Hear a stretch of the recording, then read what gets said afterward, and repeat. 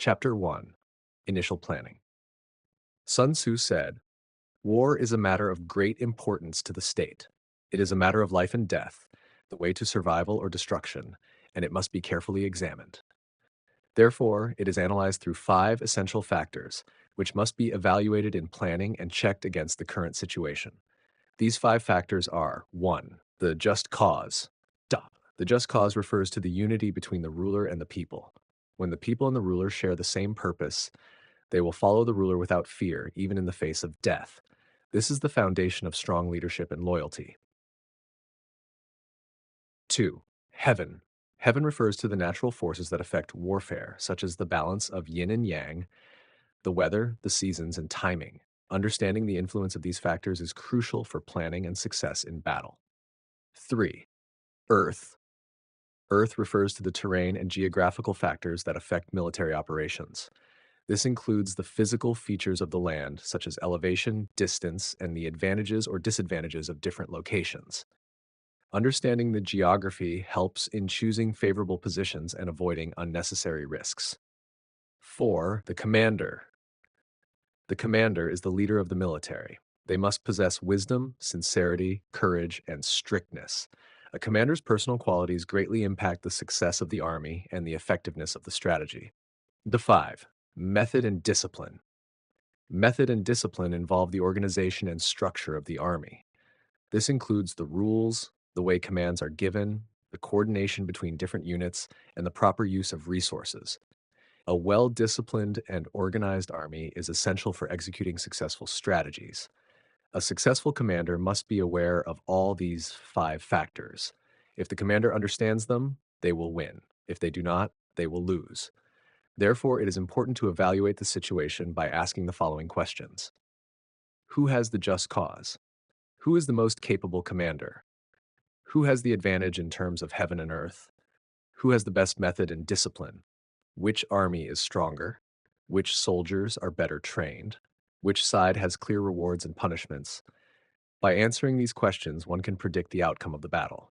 If the commander listens to my plan, he will surely win.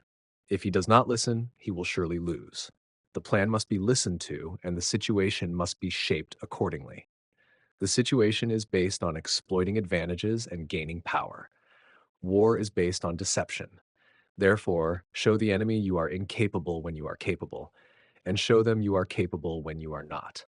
Appear far when you are near, and appear near when you are far. Lure them with advantages, attack them when they are in confusion, be prepared when they are unprepared, avoid them when they are strong, strike when they are angry, provoke them when they are proud, exhaust them when they are relaxed, and separate them when they are close. Attack where they are unprepared and appear where they least expect it.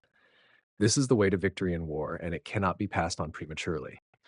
Before the battle, the one who has made thorough calculations and has more plans will win. The one who has not made sufficient plans will lose.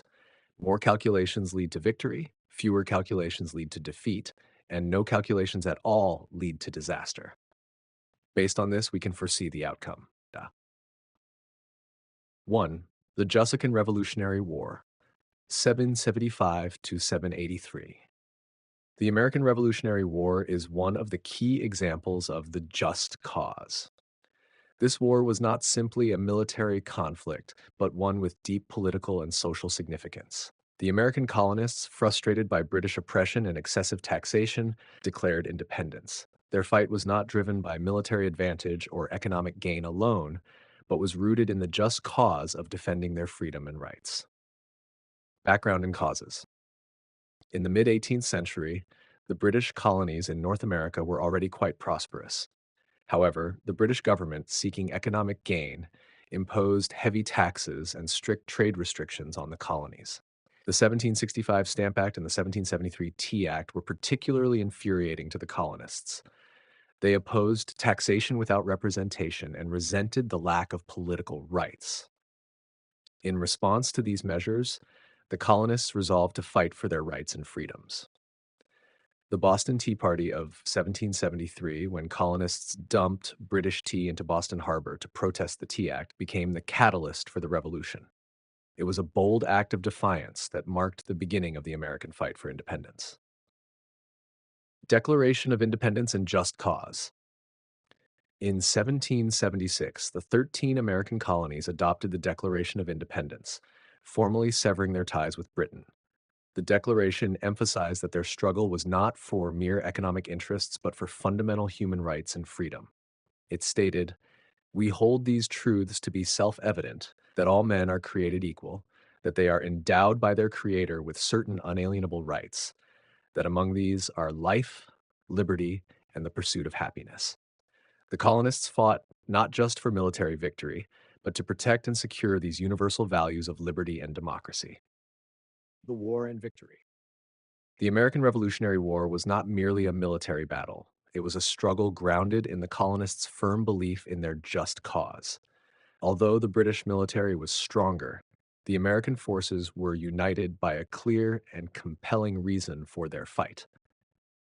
Those who fight for a just cause have an unwavering determination that sustains them.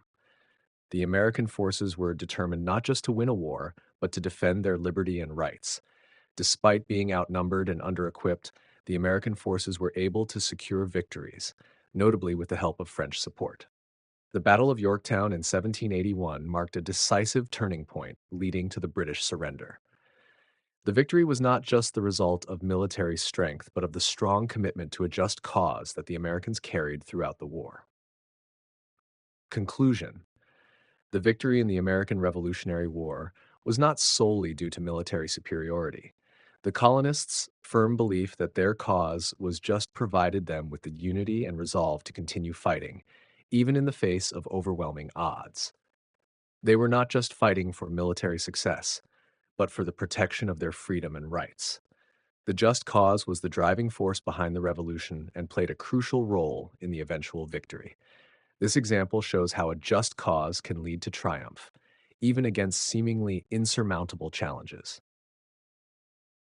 Social movements, Civil Rights Movement, 1960s. The Civil Rights Movement of the 1960s in the United States is a prominent example of the just cause, a struggle for racial equality and justice. The movement aimed to secure equal rights for African Americans, and their just cause was clear: to fight against racial discrimination and social inequality. Leaders like Martin Luther King Jr. played a central role in peacefully advocating for change, and their just cause ultimately led to significant societal transformation. Background. In the mid-20th century, African Americans, especially in the southern United States, were subjected to severe racial discrimination. Segregation in public facilities, a discriminatory educational system, disenfranchisement, and workplace inequality were widespread. The systemic injustice faced by African Americans fueled a growing demand for equality.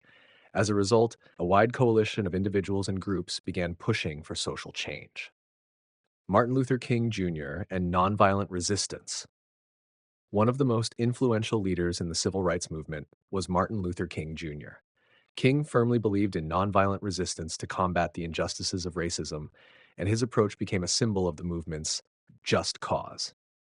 His philosophy was rooted in the belief that it was possible to correct societal wrongs without resorting to violence, which inspired countless others to join the cause. King's most famous speech, "I Have a Dream," encapsulated the movement's vision for a future of racial equality, where people of all races would live together in harmony. He dreamed of a world where individuals were judged by their character, not the color of their skin. For King, the just cause was not just about securing equal rights for African Americans, but about upholding the dignity and rights of all people, regardless of race. The just cause's legitimacy. The just cause of the civil rights movement was not merely a fight for personal or group interests. It was a struggle rooted in moral and legal justice. The demand for equality was not a mere grievance. It was a legitimate and justified plea for fairness and the protection of fundamental human rights. The cause resonated not only with African Americans, but also with individuals of all backgrounds who believed in justice, freedom, and equality. What made the civil rights movement's cause so powerful was its moral foundation. The demands for desegregation, the right to vote, equal education, and access to public services were all grounded in principles of fairness and human dignity. These were not arbitrary requests, but rights that were denied to African Americans solely because of their race. The just nature of the cause gave the movement immense moral authority and legitimacy. Social change and the impact of the just cause. The civil rights movement was not just a series of protests. It was a deeply transformative force that reshaped American society. The movement was about more than simply challenging physical barriers or discriminatory laws. It was about winning the hearts and minds of people, ensuring that justice and equality prevailed. King's nonviolent approach, combined with the compelling just cause, mobilized thousands of individuals, and it had a profound effect on U.S. law and society. The passage of the Civil Rights Act of 1964 and the Voting Rights Act of 1965 marked significant milestones in the legal fight against racial discrimination, granting African Americans equal access to public services and voting rights. These laws were not just the results of legal battles, but the manifestation of the power of a righteous cause backed by moral and public support. The ongoing legacy of the just cause. The influence of the civil rights movement continues to resonate today. Martin Luther King Jr.'s vision of equality and justice remains a guiding light for many modern social justice movements. For instance, the Black Lives Matter movement, which emerged in the 21st century, builds upon the principles established by the civil rights movement. It addresses issues such as police brutality and systemic racism, fighting for the rights of African Americans and other marginalized communities. This ongoing fight is a testament to the enduring power of the just cause. The legitimacy of their cause, the demand for fairness, equality, and dignity, was not just a product of its time, but continues to inspire and mobilize people around the world. The civil rights movement serves as a powerful reminder that a righteous cause, based on justice and equality, can lead to profound and lasting change. 2. Heaven, tin, and earth, D. Napoleon's campaign of 1812. Napoleon's Russian campaign of 1812 is a classic example of the concepts of heaven and earth T in Sun Tzu's The Art of War. In Sun Tzu's framework, heaven refers to natural forces such as weather, timing, and seasons, while earth refers to terrain, environment, and positioning. Napoleon's failure in Russia can be attributed to his misjudgment of both heaven and earth, which ultimately led to his army's defeat.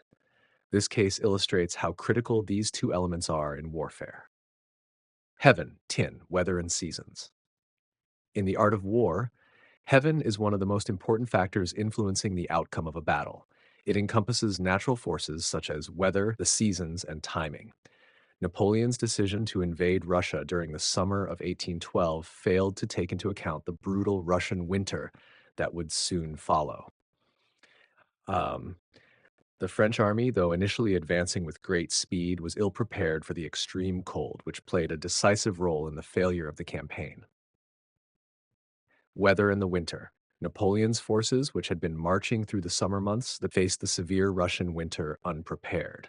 Heaven, as described in The Art of War, is about understanding the timing and natural conditions, and Napoleon did not heed this warning. The cold temperatures were far beyond what the French army could withstand.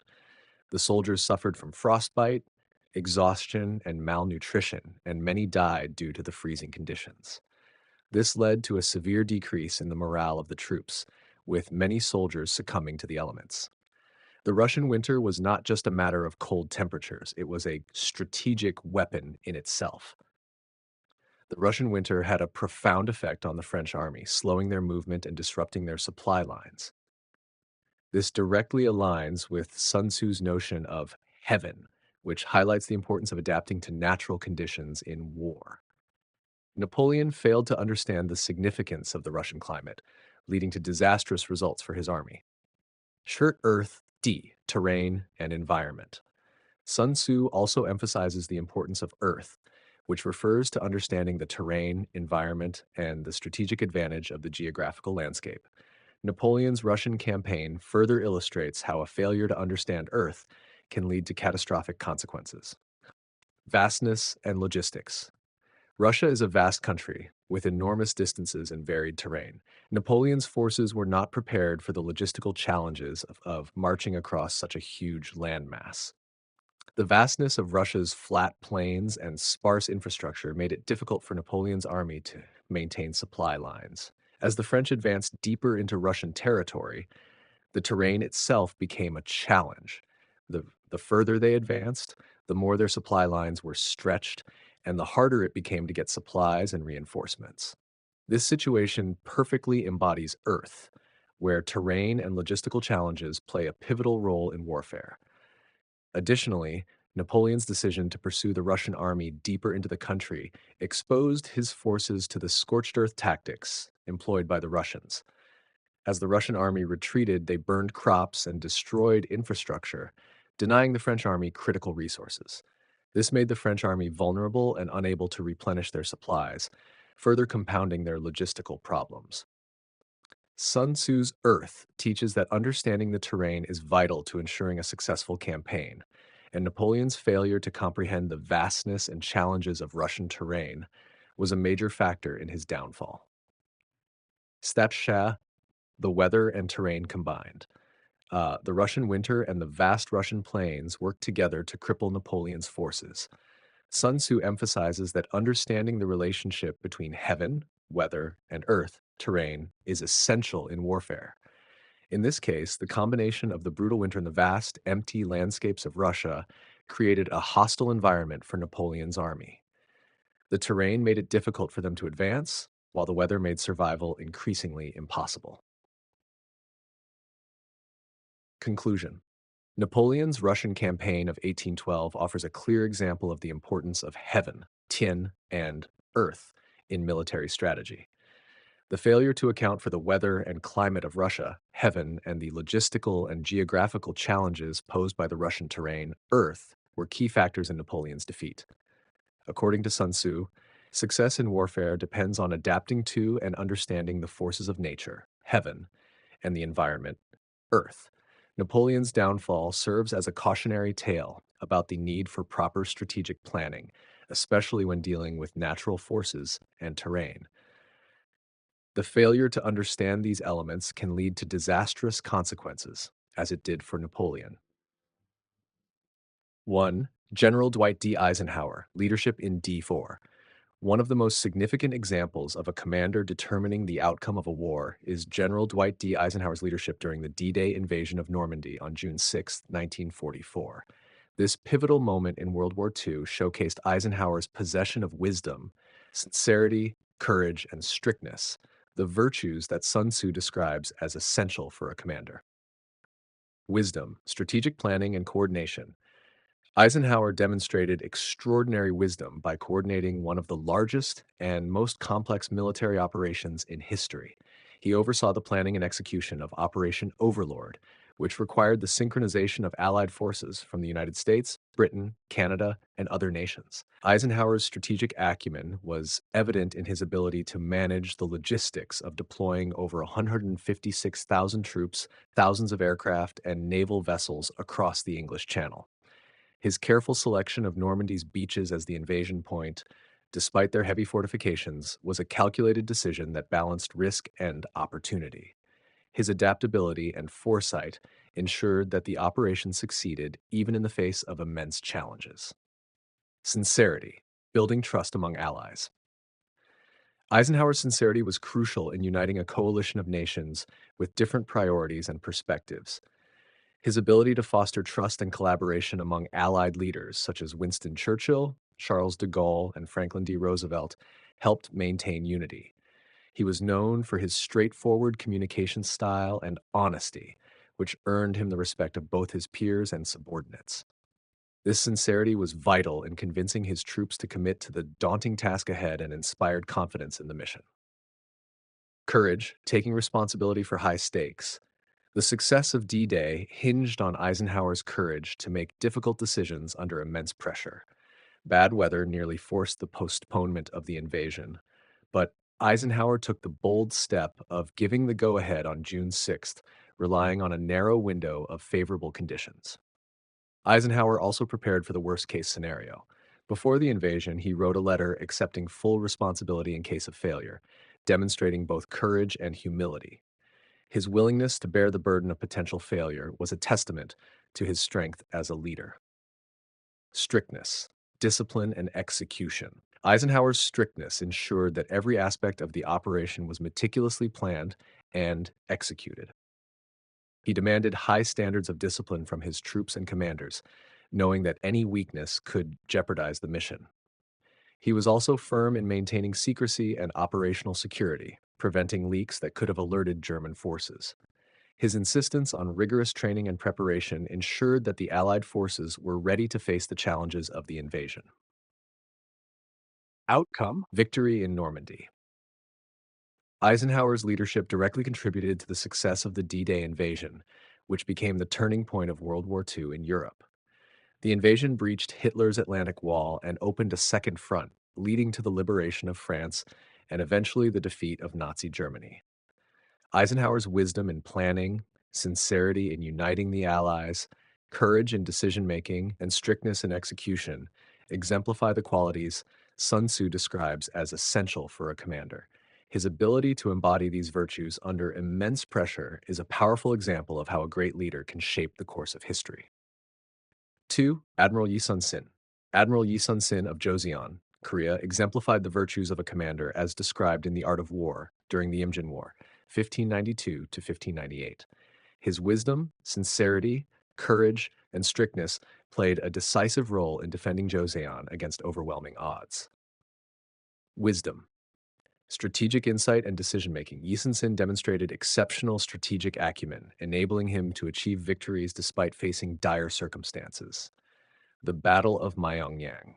With only 12 ships, Yi defeated a Japanese fleet of over 300 vessels by utilizing the narrow straits and strong tidal currents to neutralize the enemy's numerical advantage. His innovative tactics turned a near impossible situation into a historic victory. Long-term vision. Yi prioritized not only immediate success, but also sustainability, ensuring the maintenance of ships, morale of his troops, and steady supplies to prepare for a prolonged conflict. Sincerity, dedication to his people and soldiers. Yi Sun-sin's leadership was rooted in his unwavering dedication to his country and people, earning him the loyalty and respect of his subordinates and civilians alike. Earning soldiers' trust, he valued the opinions of his subordinates and treated his troops like family. His genuine care for their welfare fostered unwavering loyalty among his ranks.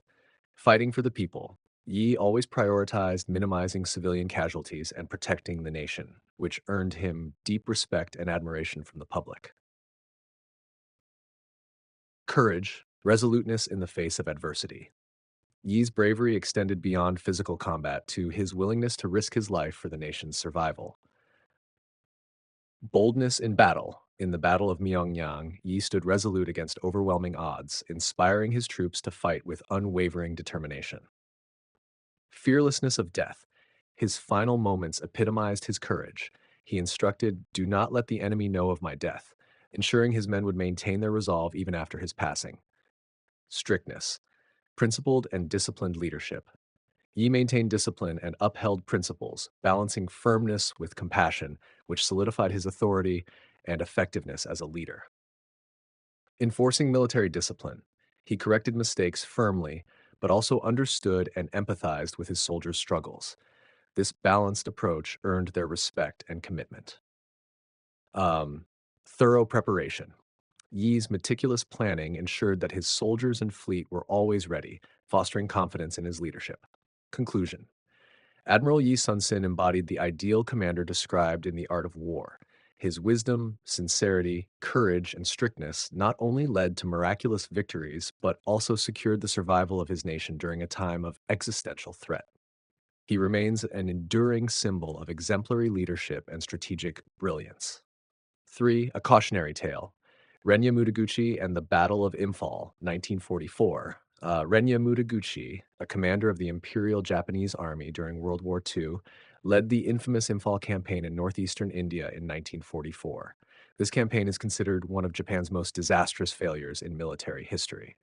Mutaguchi's leadership starkly illustrates the consequences of lacking the essential virtues of a commander, as outlined in The Art of War: wisdom, sincerity, courage, and strictness. Lack of wisdom, poor strategic vision.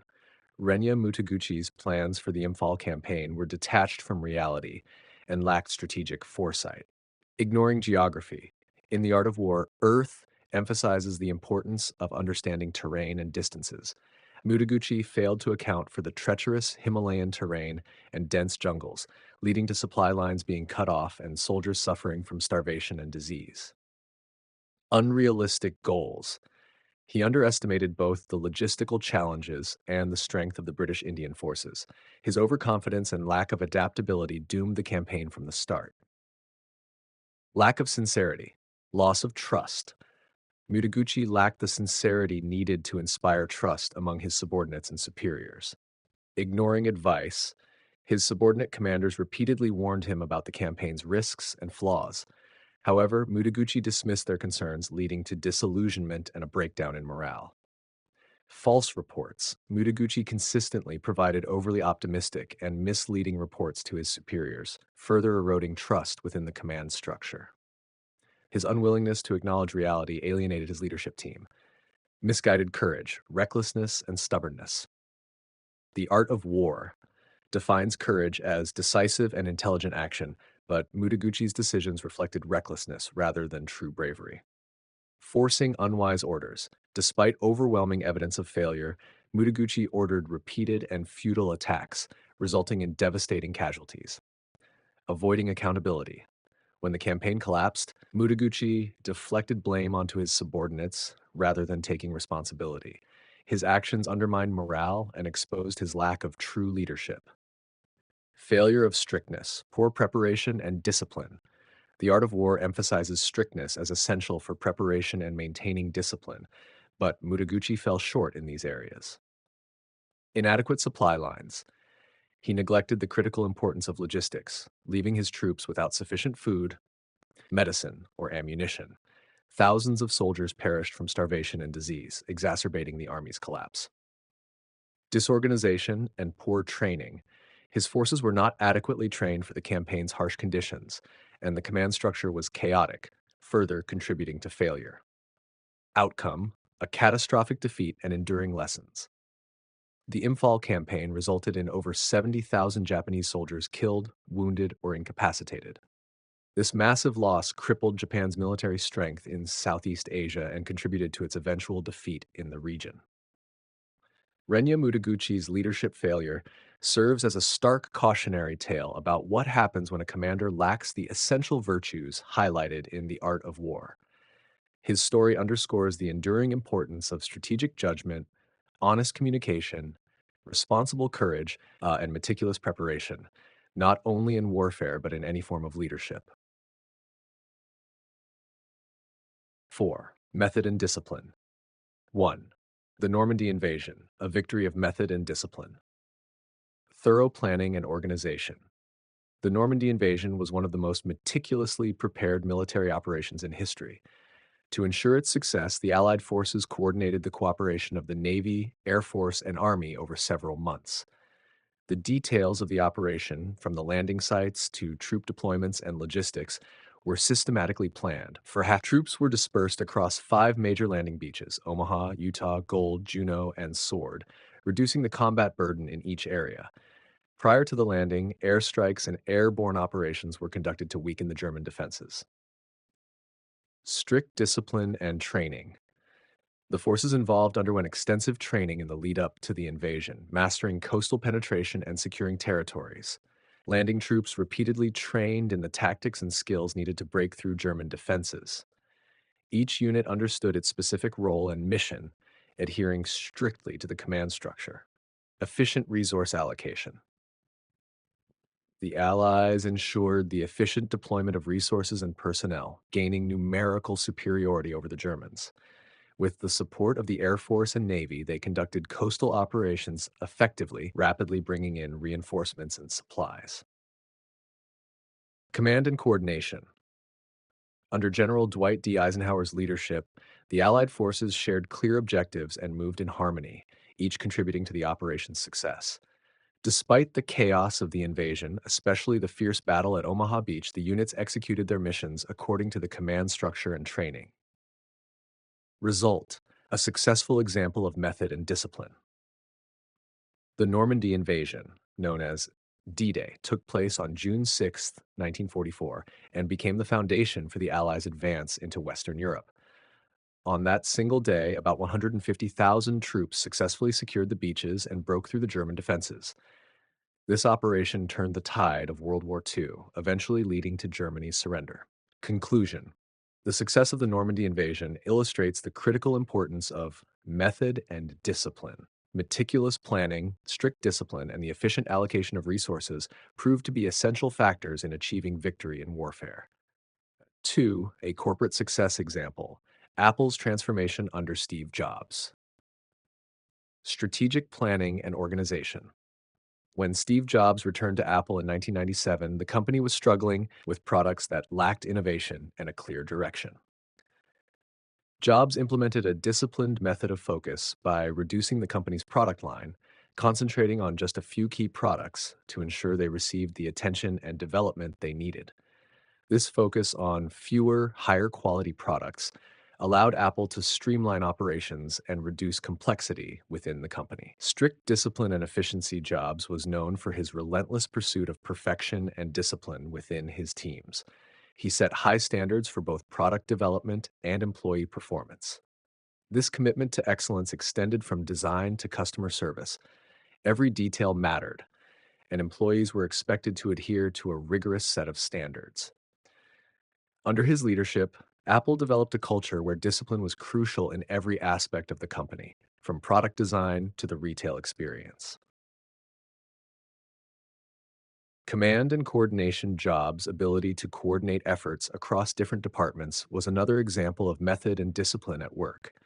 He was deeply involved in product development, often bringing together teams of engineers, designers, and marketers to ensure that Apple products were not only functional but also aesthetically appealing. His management style was hands-on, ensuring that every part of the process worked in unison to deliver a superior product. Efficient use of resources. Apple's success also came from its effective use of resources, both human and financial. Jobs focused on creating products that were not only groundbreaking, but also feasible within the company's budget. Through efficient management and careful resource allocation, Apple maximized the potential of its teams, ensuring the company could innovate while maintaining profitability.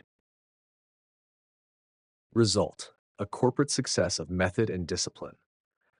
Under Steve Jobs' leadership, Apple transformed from a struggling company into one of the most valuable and innovative companies in the world. The introduction of products like the iPod, iPhone, and MacBook revolutionized entire industries, setting new standards for technology, design, and user experience. Conclusion: Apple's success story demonstrates the power of method and discipline in achieving corporate success. Through meticulous planning, strict discipline, efficient use of resources, and strong coordination, Jobs and his team created a company that redefined the tech industry and continues to influence businesses worldwide. 5. Key insights and summary. Sun Tzu emphasizes that war is a matter of life and death, requiring careful planning based on 5 key factors: just cause, heaven, earth, the commander, and method and discipline. While success depends on thorough calculations, strategic deception, and exploiting advantages to shape the situation and predict the outcome.